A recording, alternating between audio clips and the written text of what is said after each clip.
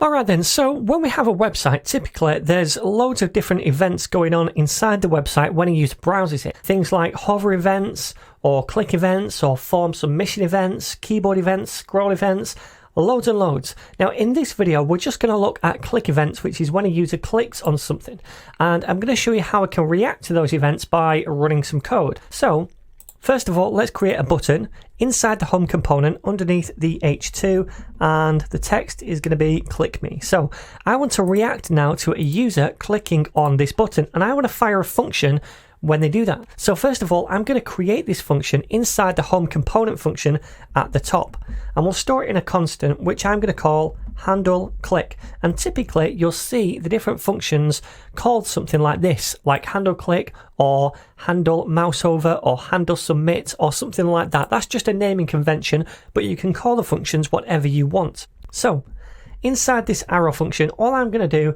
is log a message to the console, and the message is going to be hello ninjas. Alright, so if I now save this, nothing's going to happen when I click on this because I've not linked up this function to this button, so it doesn't know to run that function yet.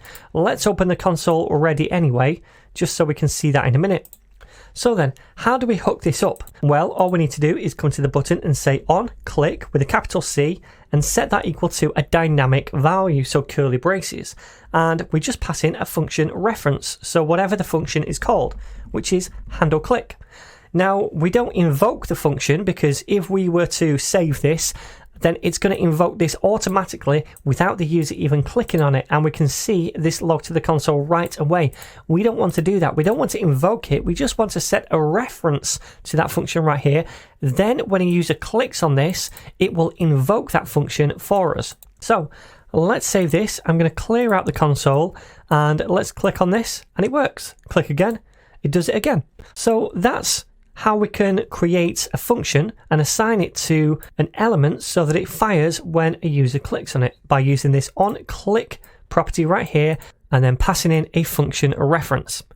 So what if we want to pass in an argument to the function? For example, if I wanted to pass in a name, well, normally what we do is use parentheses and pass in the name, for example, Yoshi, right? But like I said before, if we do this, then it's going to automatically invoke this function right away because the parentheses invoke the function. So we can't do this if we want to pass in an argument. Instead, we have to wrap this inside an anonymous function. So I'm going to do another button to demo this. So I'll say click me again, and then up here I'm going to create another function, so const, and I'll call this handle click again and set it equal to an arrow function. And inside here, we're going to take as a parameter the name, okay?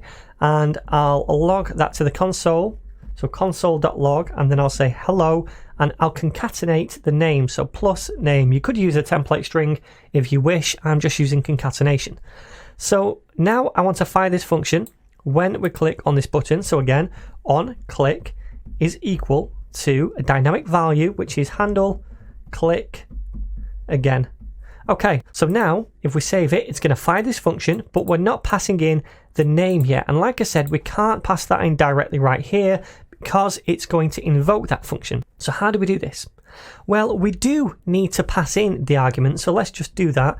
I'm going to pass in Mario, and then what we need to do is then wrap this inside an anonymous function. So let me cut this for now, and instead I'm just going to do an arrow function right here like so. Now this is a function which will then fire when a user clicks on this button. So inside here I could just say console.log hello, right? And this is going to do the same thing as this. We're not invoking this function right here, we're just referencing it, right? It's an anonymous one. We don't store it in a constant or anything like that. We just create it directly here, but we're still not invoking that. And then when a user clicks on this button, it's going to fire the function. So let's test this out first of all. Click me again and we see hello. So now what we could do is inside this function, we could just invoke this other function. So now this is not going to be invoked straight away because it's being wrapped in an anonymous function which isn't firing to begin with. So only now when we click on this button, it fires this function and then invokes the other one which passes in the name. So if I save this now, it should work. Click me again. Hello Mario. Awesome. So that works. Now, if I wanted to, I could do this all in one line by bringing this up and bringing this up as well. And we don't really need these curly braces now because it's on one line for the function. So let's delete that one and this one. We still keep these curly braces because this signifies a dynamic value. The other ones were just for the anonymous function. So this is still going to work. Let me save that and test again. And we see hello Mario. Awesome. So that works. Now, one more thing I want to show you is the event object or the event parameter that we automatically get access to inside these functions when an event occurs. So this one right here, where we just reference a function, it automatically gains as the first parameter the event object, and then we can do something with that event object. Let me just log it to the console so you can see the different information on that object. If I save it and come over here and click this first button, we see hello ninjas, but then also this event object, and we can see all of these different properties about the event if we wanted to use them. Now, what about the other one? Because we don't automatically get it as a first argument inside this function because it's not being referenced as the function.